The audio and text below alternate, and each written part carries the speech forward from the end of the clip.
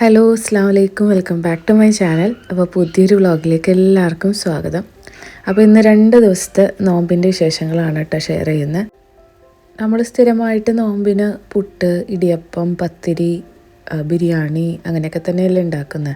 അപ്പോൾ അതിൽ നിന്ന് വ്യത്യസ്തമായിട്ടൊരു 2 റെസിപ്പീസ് ഷെയർ ചെയ്യുന്നുണ്ട് കേട്ടോ. അപ്പോൾ വീഡിയോ എല്ലാവരും സ്കിപ്പ് ചെയ്യാതെ കാണാം. അപ്പോൾ കുറച്ച് സാൽമൺ എൻ്റെ അടുത്ത് ഇരിപ്പുണ്ടായിരുന്നു, നോമ്പിന് മുമ്പ് വാങ്ങിയതാണ്.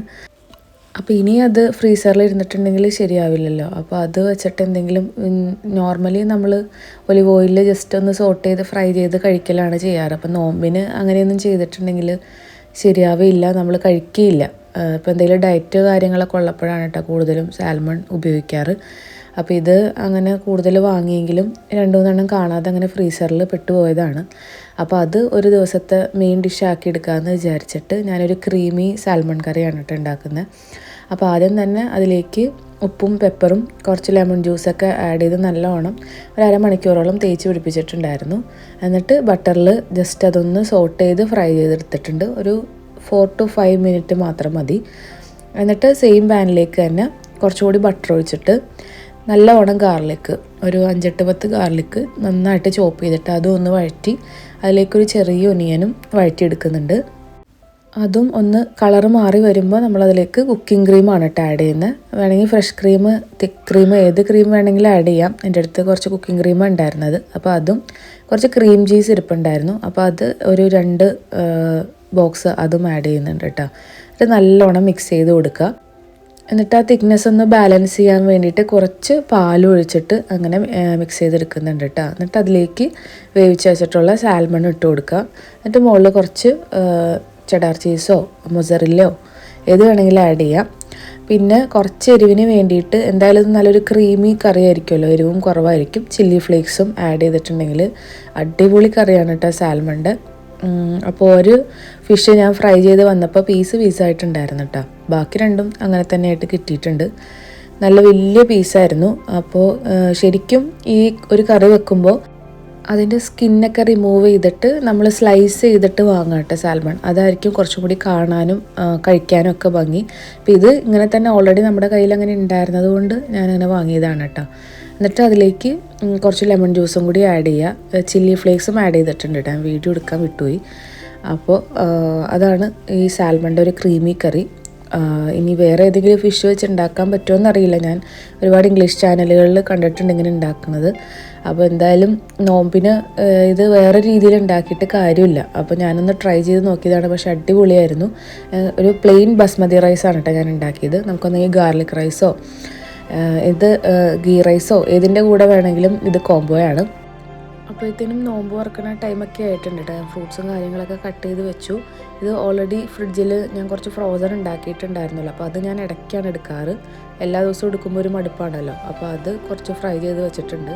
പിന്നെ ഇക്ക വന്നപ്പോൾ അരീസും കുറച്ച് ചിക്കൻ്റെ കബാബ് പിന്നെ ഒരു 2 ടൈപ്പ് ബജി ഒക്കെ കൊണ്ടുവന്നിട്ടുണ്ടായിരുന്നു. വാങ്ങണ്ടെന്ന് പറഞ്ഞാലും ചില സമയത്ത് നോമ്പ് പിടിച്ച് വരുമ്പോൾ ഓരോന്ന് ഇഷ്ടമുള്ളത് കണ്ടങ്ങനെ വാങ്ങും കേട്ടോ. അപ്പോൾ ബജിയൊക്കെ അത്യാവശ്യം നല്ല ക്വാണ്ടിറ്റിയിൽ കിട്ടും. സത്യം പറഞ്ഞാൽ നമുക്ക് അത്രയും ആവശ്യമൊന്നുമില്ല. ഒരു 2 ദിറംസിനൊക്കെ തന്നെ നല്ല ക്വാണ്ടിറ്റിയിൽ കിട്ടും കേട്ടോ. അപ്പോൾ അത് മുക്കി കഴിക്കാൻ, ഇതൊരു ലീഫിൻ്റെ ബജിയായിരുന്നു കേട്ടോ.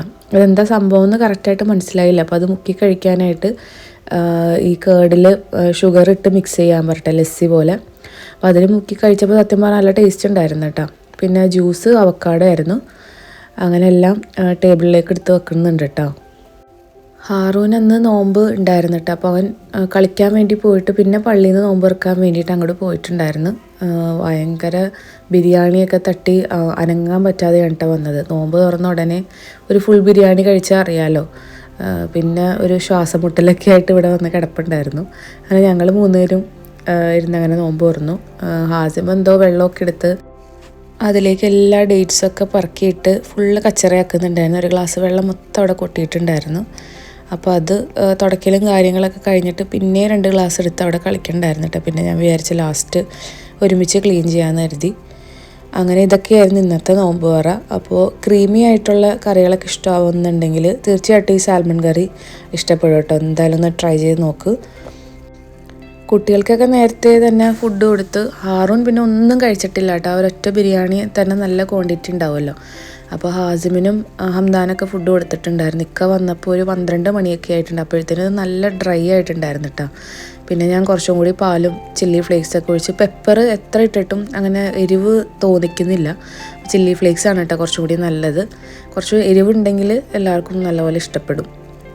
അങ്ങനെ ഇക്കാക്കും ഫുഡ് കൊടുക്കുന്നുണ്ട്. നോമ്പായ പിന്നെ ഇക്കാക്ക് കിച്ചണിൽ കയറൽ കുറച്ച് കൂടിയിട്ടുണ്ട് കേട്ടോ. കുറച്ച് പരീക്ഷണങ്ങളൊക്കെ നടത്താൻ വേണ്ടിയിട്ടുള്ളൊരു വരവും കാര്യങ്ങളൊക്കെയാണ്. വീട്ടിൽ നിന്ന് പോകുമ്പോൾ എന്തായാലും ഉച്ചയ്ക്ക് ഒരു 12 മണിയൊക്കെ ആവും. പിന്നെ നോമ്പ് തുറക്കാറാകുമ്പോഴാണ് വരുന്നത്. അപ്പോൾ രാത്രി മഗ്‌രിബ് കഴിഞ്ഞിട്ട് സത്യം പറഞ്ഞാൽ നമ്മൾ ഓതയും പിടിക്കുകയും ചെയ്യേണ്ട സമയത്തായിരിക്കും ഇക്ക അത് ചെയ്യും ഇത് ചെയ്യുമെന്നും പറഞ്ഞ് വരുന്നത്.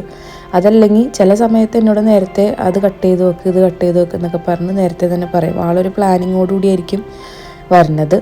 അപ്പോൾ ഇന്ന് ചിക്കൻ എന്തായാലും ഓവനിൽ ഗ്രില്ല് ചെയ്യണമെന്നും പറഞ്ഞിട്ട് അങ്ങനെ മസാല വയ്ക്കാൻ വേണ്ടിയിട്ട് പറയണ്ട. അപ്പോൾ ചിക്കനിൽ ആഡ് ചെയ്തേക്കുന്നത് ഇഞ്ചി, വെളുത്തുള്ളി, പച്ചമുളകും നമ്മുടെ അറബിക് മസാലയും തൈരും ഉപ്പും ഇതെല്ലാം കൂടി നല്ല പേസ്റ്റായിട്ട് അരച്ചിട്ട് അതാണ് കേട്ടോ തേച്ച് പിടിപ്പിച്ചേക്കുന്നത്. പിന്നെ അതിൻ്റെ മുകളിൽ കുറച്ച് സാഫ്രോൺ ഇട്ട് കൊടുത്തിട്ടുണ്ട്. ഇത് എവിടെയെങ്കിലും കണ്ടതാണോ ഒന്നും എനിക്കറിയില്ല. അപ്പോൾ ഓൾറെഡി എൻ്റെ അടുത്ത് ചിക്കൻ വേവിച്ച് വെക്കാൻ പറയട്ടെ. ഓൾറെഡി വേവിച്ച ചിക്കനാണ്, സ്കിന്നോട് കൂടി വേവിച്ചതാണ്. 1 കിലോ ചിക്കൻ ഒരു 6-7 പീസ് ആക്കിയിട്ട് കട്ട് ചെയ്തതാണ് കേട്ടോ. മന്തി പീസായിട്ട് കട്ട് ചെയ്തതാണ്. എന്നിട്ട് അതിൻ്റെ മുകളിലേക്ക് ബട്ടർ ഒന്ന് സ്പ്രെഡ് ചെയ്ത് കൊടുക്കുന്നുണ്ട്. എന്നിട്ട് നമ്മൾ ഗ്രില്ലിങ് ഓപ്ഷൻ ഉണ്ടല്ലോ ഓവനിൽ, അതാണ് കേട്ടോ ഓണാക്കുന്നത്. ഞാനിതുവരെ ചിക്കൻ ഗ്രില്ല് ചെയ്തിട്ടില്ല. അപ്പോൾ ഞാൻ യൂട്യൂബൊക്കെ ഒന്ന് സെർച്ച് ചെയ്ത് ഏകദേശം ഒരു ഐഡിയയിലാണ് കേട്ടോ ചെയ്യുന്നത്. അപ്പോൾ അതിൻ്റെ അകത്തുനിന്ന് ഓൾറെഡി ഓവനിൽ നമുക്കൊരു സ്റ്റാൻഡ് കിട്ടുമല്ലോ ഗ്രില്ല് ചെയ്യാനുള്ള, അതിൽ നിരത്തി വെച്ച് കൊടുത്തതിന് ശേഷം താഴെ നമ്മളൊരു പ്ലേറ്റിലാണ് കേട്ടോ വെച്ച് കൊടുക്കുന്നത്. എന്നിട്ട് അതൊരു 15 മിനിറ്റ് ഒരു സൈഡും, അത് കഴിഞ്ഞിട്ട് തിരിച്ചിട്ടിട്ട് അതൊരു 15 സൈഡ് വെച്ചപ്പോൾ ഇതേപോലെ നല്ല കളറൊക്കെ മാറി നല്ല സെറ്റായി വന്നിട്ടുണ്ട് കേട്ടോ. പുറം അത്യാവശ്യം ഹാർഡും അകം നല്ല സോഫ്റ്റായിട്ട് ചിക്കൻ നല്ല പെർഫെക്റ്റായിട്ട് കിട്ടിയിട്ടുണ്ട്. പിന്നെ ചിക്കൻ വേവിക്കുന്ന സമയത്തും കുക്കറിൽ കുറച്ച് ഓയിലൊക്കെ ഒഴിച്ച് സവാളയും പിന്നെ സ്പൈസസൊക്കെ വഴറ്റിയിട്ടാണ് കേട്ടോ ചിക്കൻ കുറച്ച് വെള്ളം കൂടുതൽ ഒഴിച്ച് വേവിച്ചത്. അപ്പോൾ ആ ഒരു സ്റ്റോക്കിൽ സവാള അങ്ങനത്തെ സംഭവങ്ങളെല്ലാം ഉണ്ടായിരുന്നു. അപ്പോൾ വേറൊന്നും അതിൽ ആഡ് ചെയ്തിട്ടില്ല. എന്നിട്ട് ആ ഒരു വെള്ളം ഒഴിച്ച് തിളച്ചിട്ട് അതിലേക്ക് റൈസ് ഇട്ട് വേവിച്ച് മുകളിൽ നമ്മൾ ചിക്കൻ വെച്ച് കൊടുക്കുക. എന്നിട്ടൊന്ന് സ്മോക്ക് ചെയ്തെടുക്കുക കേട്ടോ. അപ്പോൾ ഒരു പെർഫെക്റ്റ് ഒരു മന്തിയുടെയൊക്കെ ഒരു ടേസ്റ്റ് പോലെയൊക്കെ വന്നിട്ടുണ്ടായിരുന്നു. ചിക്കൻ നല്ല ടേസ്റ്റ് ഉണ്ടായിരുന്നു. ആ ഒരു അറബിക് മസാലയൊക്കെ ആഡ് ചെയ്തുകൊണ്ട് നല്ലൊരു ടേസ്റ്റ് ഉണ്ടായിരുന്നു കേട്ടോ. പത്തിരിയും ഇടിയപ്പവും പുട്ടും ഒക്കെ ഒന്ന് മടുത്ത് തുടങ്ങിയിട്ടുണ്ടെങ്കിൽ ഒരു ദിവസമൊക്കെ അങ്ങനെ ഒന്ന് ട്രൈ ചെയ്യാം കേട്ടോ. ഇതിപ്പോൾ ഓവനിൽ ഇങ്ങനൊരു ഓപ്ഷൻ ഇല്ല, അല്ലെങ്കിൽ ഓവൻ ഇല്ലെങ്കിൽ നമുക്ക് വേവിച്ചെടുത്ത ചിക്കൻ ജസ്റ്റ് ഒന്ന് ബട്ടറിൽ സോട്ട് ചെയ്തെടുത്താൽ മതി കേട്ടോ. ഒരു പാൻ നല്ലോണം ചൂടാക്കിയിട്ട് അതിൽ ബട്ടറോ അല്ലെങ്കിൽ സൺഫ്ലവർ ഓയിലോ കുറച്ച് ഒഴിച്ചു കൊടുക്കുക. ഷാലോ ഫ്രൈ പോലെ ഒരുപാട് ഓയിലിൽ മുക്കിയെടുക്കണ്ടല്ലോ.